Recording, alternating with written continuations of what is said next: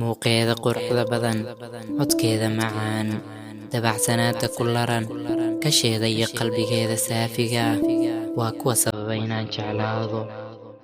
Way xanaaqdaa, balse xanaaqeedu ma sababo kala fogaansho.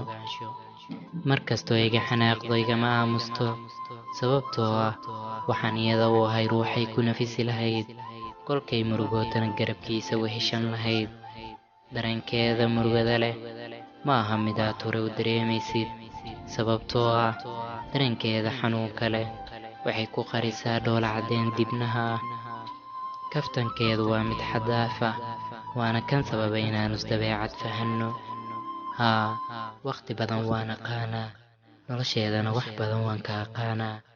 Waayahay soo martayna waan la socdaa, waxaasoo dhan inaan ogaado waxa ii sahlay kaftanka dhexdayada mara.